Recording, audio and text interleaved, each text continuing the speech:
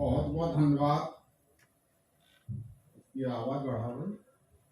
ठीक है, अपनी बढ़ा लो, बस अपनी बढ़ाना है। बहुत बहुत धन्यवाद जिला प्रशासन अलीगढ़। अपनी माटी अपना देश इस शीर्षक से जो साहित्यिक अनुष्ठान किया गया उसके लिए सम्माननीय अधिकारीगण और इसके संयोजक और संचालक आदरणीय एडवोकेट वेद प्रकाश मणि जी बधाई के पात्र हैं। बड़ा समृद्धशाली मंच है, लेकिन क्या किया जाए, कुछ तुम्हारी बंदिश हैं, कुछ हमारे दायरे। जब मुकद्दर ही बने दुश्मन तो कोई क्या करे। डॉक्टर अंजना कुमार जी से लेकर के राम राहुल जी हैं, जयप्रकाश आर जी हैं, हमारे कवि कुल गौरव आदमी निडर जी हैं, लालवत्ती जी हैं, राधिका मिश्र जी हैं, तमाम नए मित्र भी इसमें जुड़े हैं। ये कवि सम्मेलन की उपलब्धि कि जन जन तक पहुंचे संदेश उज्जवल, निर्मल और विशेष। अपना गौरव, अपनी शान, मेरी मिट्टी मेरा देश। अपना गौरव, अपनी शान, मेरी मिट्टी मेरा देश। तिरंगे पे बहुत सारी बातें हुई, होनी भी चाहिए। देश पर बहुत बातें हुई। मैं 4 पंक्तियां निवेदित करता हूं उस व्यवस्था के लिए जिस हम परिवेश में जी रहे हैं समाज के ऊपर, कि मुसलसल हादसों से आदरणीय मंच का ध्यान चाहूंगा। वो खास करके उन कवियों का, वैसे तो 2 ही कवि बचे हैं जिनसे हम नहीं कह सकते, शेष कवियों से हम कह सकते हैं कि हमारी कविता पर वो ताली बजाएं। वो इसलिए कि मैंने उनकी कविता पर भी ताली बजाई जो अपनी समझ में ही नहीं आई।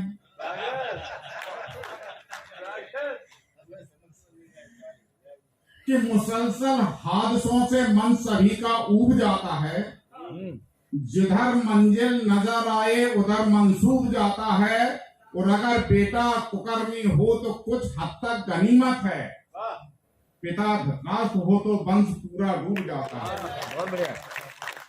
अगर बेटा कुकर्मी हो तो कुछ हद तक गनीमत है, पिता धृतराष्ट्र हो तो वंश पूरा डूब जाता है।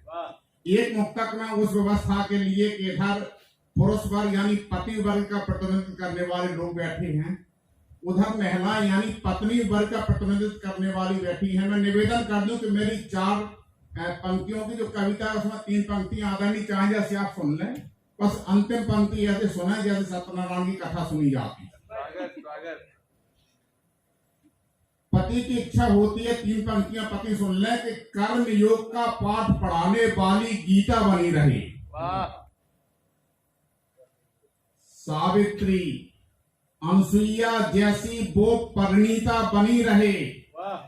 कर्मयोग का पाठ पढ़ाने वाली गीता बनी रहे, सावित्री अनसुईया जैसी वो परिणीता बनी रहे, और पति परमेश्वर ये बतला दो ऐसा कैसे हो सकता कि तुम खरदूषण बने रहो और पत्नी सीता बनी रहे। वाह वाह वाह, क्या बात है, क्या बात, बहुत बढ़िया। 4 पंक्तियों को निवेदित करता हूं कि बात होती है, हमारे मणि जी बैठी है, राजकुमार भरत जी बैठी हैं, पुराने मित्र हैं, आदरणीय निडर जी पूछते हैं, नराला जी आपके दिमाग में बहुत सारी बातें आती कहां से? मैंने कहा पहली तो ये बात है कि मैं चंबल घाटी से आया हूँ। सुनील त्रिपाठी निराला हमारा नाम, वो निराला नाम से बहुत महान कवि हुए हैं। हाँ, तो आप जब पूछते हो कि इतनी बातें आती कहां से, मैंने कहा सुखनवर हूं, मुझे हर बात का अनुमान रहता है। सुखनवर हूं, मुझे हर बात का अनुमान रहता है, सियासी खोपड़ी में हर समय शैतान रहता है, और घिनौने काम में जिसको महारत हो गई हासिल, हमारे गांव में वो आदमी प्रधान रहता है।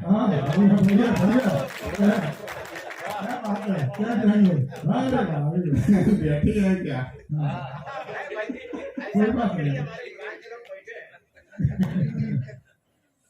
असल में होता क्या है कि मैं एमपी से आया हूँ, वहाँ प्रधान को सरपंच जी कहा जाता है।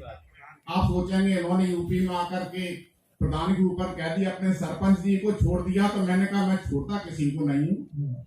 कि जश्न का माहौल हो सरपंच की चौपाल में, जश्न का माहौल हो सरपंच की चौपाल में, तो समझ लेना कोई मछली फंसी है जाल में।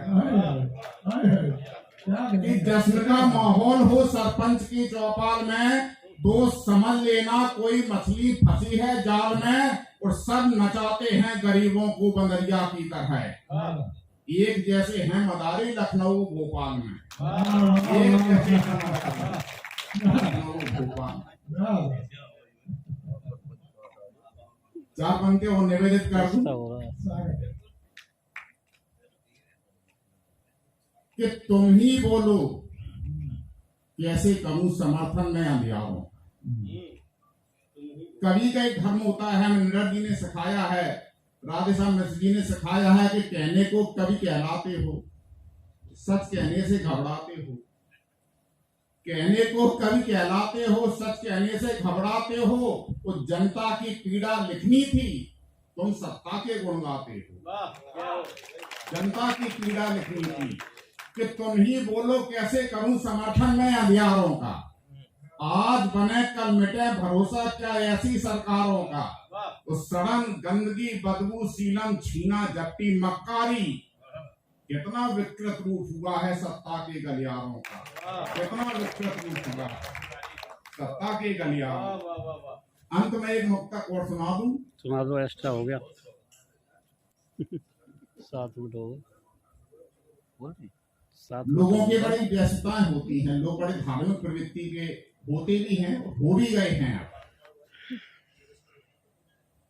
कि एक पांव घर में रहता है,